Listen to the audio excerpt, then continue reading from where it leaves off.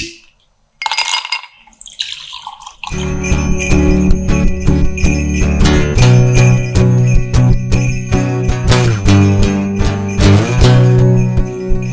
there, this is Kurtron, and this is your Bourbon Boy Advent Tasting Podcast. We pulled together some of our favorite picks to share with you as we count down to this year's Christmas. We hope you get a chance to taste some of these great bourbons as you enjoy this holiday season.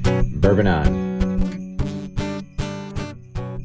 Yeah. All right. You guys want to jump over to the makers? Let's go. Do it. So this one's interesting. I was talking to the guys earlier. We were down at Spartanburg at Wofford for Parents' Weekend, and we were tailgating, and I was introduced to one of my daughter's very good friends, and she introduced me to her father as Bourbon Dave, and he responded, "I'm Bourbon Tom." And so Bourbon Tom proceeded to tell me about a local liquor store called Chastain's that I've asked Alton to visit when he's down in Spartanburg in the near future.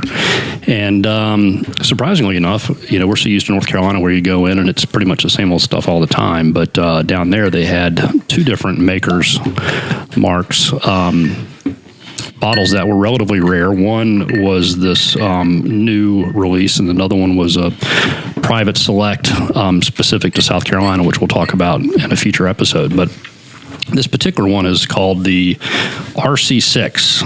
And so what they have essentially done is taken their cask strength normal makers, and then they have added 10 different staves into the barrel just to soak in the barrel. And so these staves, they stay outside for a total of 18 months to get more kind of seasoning in the outdoors, which is 6 months longer than the typical stave does. And they literally open up the barrel. And then just jam them in? And they jam them in. Damn. And then they take those barrels and they put them down in the cellar, the limestone cellars there at Makers, and let them sit for a while.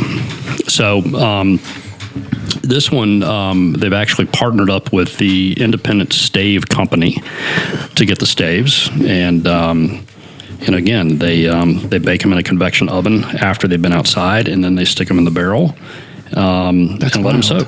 So these are non-charred staves, just raw wood? Non-charred, and so this is called their the wood finish. Yeah, the wood finish series. And so it was interesting. I spent some time on their site, and they're, out of all the bourbons we've talked about so far, Makers is the one that seems to be talking the most about the wood. Okay. Anyways, but and what's the RC6 mean? Is that it's literally the code that they assign to the wood series. So these particular staves, were all again outside to season, and so they labeled that entire group RC6, and so they could have another one later on that's an RC7. Okay. So, anyways, but you guys take a taste, see what you think.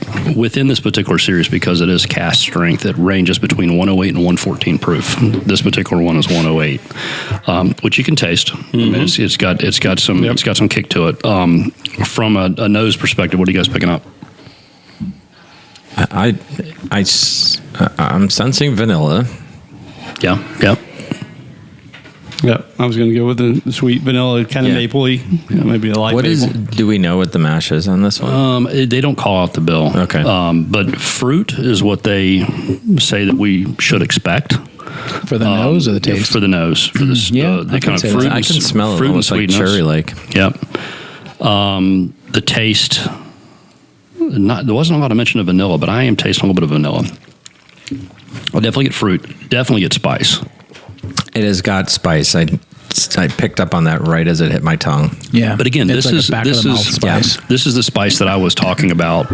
That's different than the spice from New Riff. This is more complex. Yeah. There's other flavors within the spice outside of what felt more like just pepper. Yeah.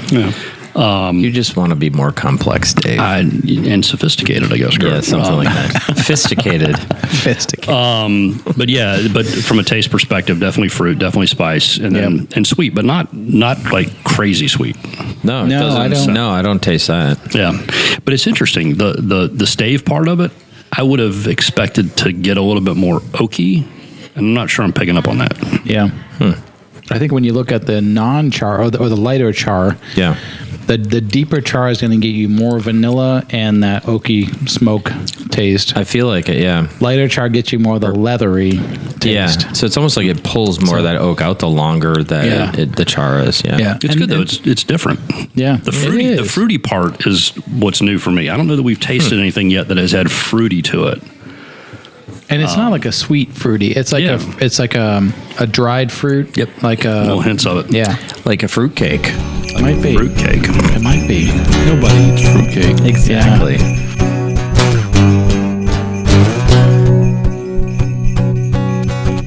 From all of us Bourbon Boys, we want to wish you all a very Merry Christmas and Happy Holidays. Bourbon on.